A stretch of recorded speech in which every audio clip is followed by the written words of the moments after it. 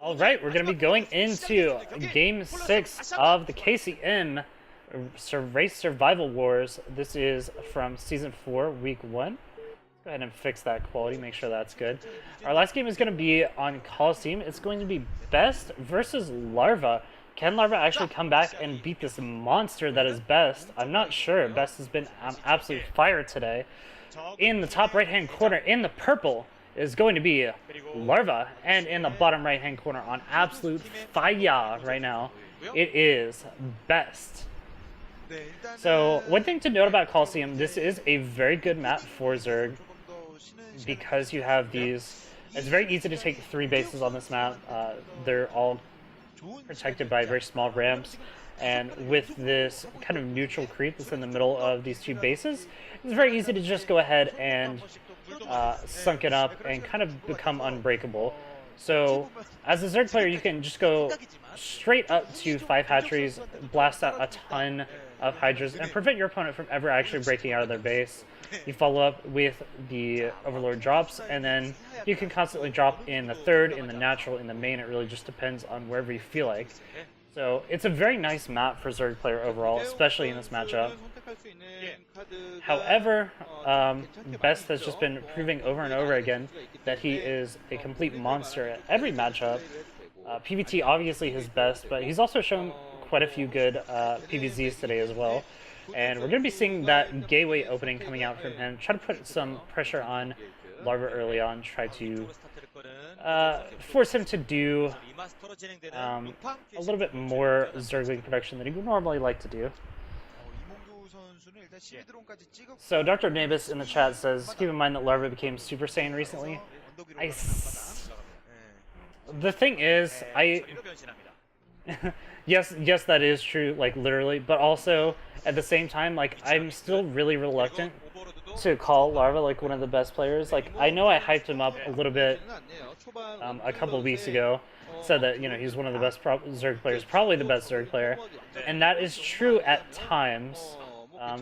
The problem is that Larva is still Larva, so as good as he might be at certain times, he's also equally capable of being like a D- player, depending on the day and how in his mood and like how he's doing. So it it really just depends. Like Larva just always wavers in between just being an absolute god or just being an absolute terrible player. And as much as I really want him to be a fantastic player that is just absolutely unbelievable and impossible to beat, he just, time and time again, he just hasn't really shown up when the pressure matters. And this is a moment of pressure. I'm not sure if there's actually going to be any precedent for him to actually do well here. So the first Zealot is going to be coming in right now, and luckily the first couple of Lings are going to be coming out. It's going to be 3 sets of Lings coming out immediately, but there's going to be quite a bit of damage coming down on these initial drones. Good drone pulls so far, doing good drone drills, trying to get on top of his opponent, prevent any sort of surrounds or poke pressure coming in. But this is very annoying, getting on top behind this mineral line. But oh, the surround is pretty good, preventing this Zealot from actually getting all the way in the back of the mineral line until much later. Unfortunately, there's also pressure in the main part of the mineral line as well, but the drone drills have been very good. Larva doing an excellent job so far of keeping himself alive in this game and continuing to make lots and lots of Lings, going for that third base now, as well as continuing to mine gas. Very well played by him so far. And he's going to clean up this last Zealot in his mineral line, and that's just going to allow him to comfortably expand, comfortably get up to the rest of his tech. This one Zealot looks like it might actually be going for the third base, trying to put some pressure there. Oh, actually just hiding it on the high ground, using that not only as a scout, but also to maybe run in here behind his opponent and kill off some units. But Larva just being a little bit too smart. He's leaving 4 Lings behind to deal with the Zealot, and 4 Lings will beat a Zealot very easily. Not too much of a problem there. I think the block is good at the natural, and with the first cannon coming out, that's not really going to be a problem. Larva doing an excellent job of keeping his drones alive so far. Oh! Wow, really nicely played by Larva overall. So that was one of those Super Saiyan moments. Maybe this is a really good day for him. So far, everything that Larva's been doing has been absolutely amazing.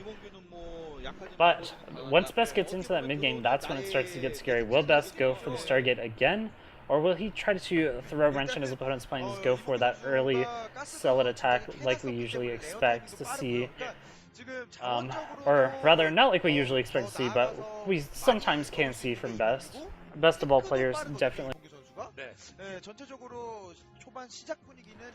Sorry, I think I just muted myself a bit. Best definitely likes that sort of style, going for the early gateway units, getting up a lot of pressure. But with how much damage has been done to Larva's economy, which is absolutely 0, Larva's in a pretty good spot moving forward. He's going to be in a very nice position to deal with whatever pressure is coming his way. He did overmake quite a few lings, going up to almost a dozen. So that does cause a bit of problems for him because he's going to have a lot less drones than normal. But at least he has the safety of being able to defend all of his bases pretty nicely. The Spire's going to be coming down right now, and that's going to lead into some Scourge just to get some scouting information and maybe push back some early Corsairs that come out. And we are going to see the +1 speed lot build, this time with faster +1 rather than the faster speed, which we saw in the last game. The faster +1 just allows you to push out. You end up pushing out a little bit later because your speed is a little bit later, but you have a lot more power early on. You don't have to wait for the +1 to finish. You can kind of just get that along the way. And so it's going to be well, not much later, but a slightly later Zealot pressure, but it's going to hit much harder. It's going to be much stronger, and that's going to cause a lot of problems for Larva coming up, especially with this many Zealots already out. Only one gateway coming out, which is a little bit confusing. Usually you wait until you have a little bit more money and go for the 3 or 4 gateways, but you can see with this cannon on the high ground, Best is a little bit worried about potential of a 3-hatch Hydra, but he doesn't have to worry because back at home, Larva's actually just going to be going into the standard 5-hatch Hydra build, and actually going into double upgrades. It looks like he might actually be going into Mutiling style with heavy upgrades, which is a very smart play in my opinion. When you have this much control over the center of the map, you know your opponent is very Zealot heavy, might be going for a big Zealot attack later on. You just go for the Mutiling, and that prevents that for quite a while. Also allows you to potentially run up and prevent this third base from going down for a long time because of this opening over here at the natural. So this is very nicely done by Larva so far. We'll have to see what his tech of choice is, but going all the way up to the 6 hatches, he's going to have quite a bit. Looks like it is going to be the Hydras, just going for the very standard on this map. Get a ton of Hydras, try to almost max out on them, honestly, and just overrun your opponent with massive units. And because the center of this map is so open, because the third base is so hard to take for the Protoss player, it's not that bad for you to go ahead and commit this heavily to the Hydras. The Zerglings is running a little bit through these Zealots. Not the best play so far. He doesn't really need to sit there and scout them out because he has those Scourge. He can honestly just tag the Scourge on there and move from there. But big attack coming in with +1 and speed lock going to be coming in right now. But the blocks are pretty good. So far this has been a pretty nice defense from Larva. He's got a very nice SimCity at his third as well. So it's going to be kind of impossible for these Zealots to get anything done. And they're going to be pushed back by these Hydras for now. Basically at this point, Larva is just looking to max out, get as many Hydras as possible, but at the same time, you can see that Best is not giving up on the Zealot count at all, just continuing to make tons and tons of Zealots, actually still overtaking his opponent by almost 30 supplies still. And Larva actually making a round of drones, a bit surprising, but that is going to allow him to go ahead and fully saturate that third base, go ahead and get up to all the tech that he needs, and maybe go into a bit of a faster hive tech behind this. Larva is well known for his turtle style in this matchup. He really likes to sit back, wait for hive tech, and then just slowly expand and never die to his opponent. And that can be very frustrating for Protoss players to deal with it. I've seen Bisu try to deal with it and completely fail, but so far, oh, there's a DT in the back of this mineral line. I have no idea how it got there, but did get a couple of kills off, not going to get too much done, unfortunately. And these These lings. That's actually killing off his own pylon to get to the lings faster. That's actually hilarious to see, but in the meantime, Larva is going to be focusing on getting a ton of upgrades out. Doesn't look like any of his initial upgrades are done quite yet, but he's got all 3 gases. He's going to be getting a ton of gas income right now, and we have to wonder where that's going to be spent. It's got to be spent in upgrades. It's got to be spent in lurkers in the very near future as well, I'm expecting. So, but there are lots of Hydras on the map so far, so this is very nice for Larva.